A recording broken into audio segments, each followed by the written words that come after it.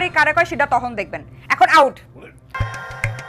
যখনই ঘুমটাটা সরাতে গেছি কি বলেছে জানিস? আমার কাজ করতেই হলেই আপনার সুদের ব্যবসা ছাড়তে হবে।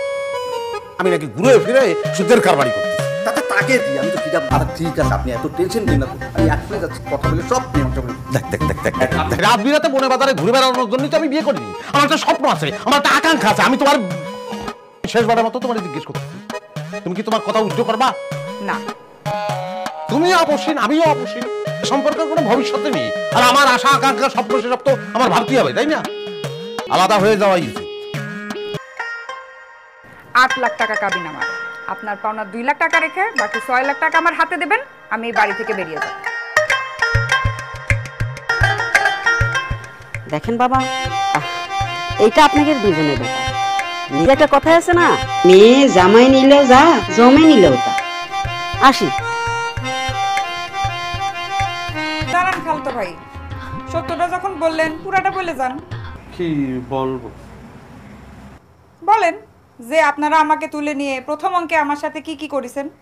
কি করছে আপনি বুঝেন না?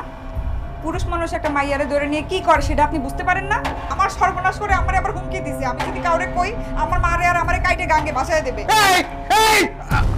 তুই কি মনে করছিস কত বড় সাহস আমার ভালোবাসার সঙ্গী? পুঁতে ফেলবো, পুঁতে ফেলবো। এই করে তোরা এই শোন, শালাক নিয়ে এখন ওই গাছের সঙ্গে বাইতে ফেলবি।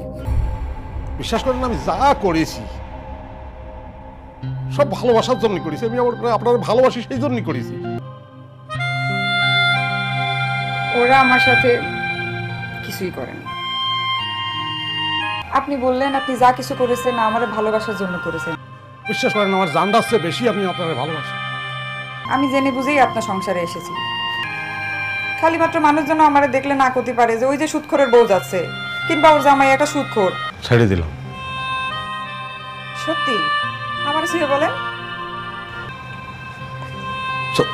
শোবো। আপনি আমার স্বামী, আপনি শোবেন না তো কি পড়ছে এসে শোবে?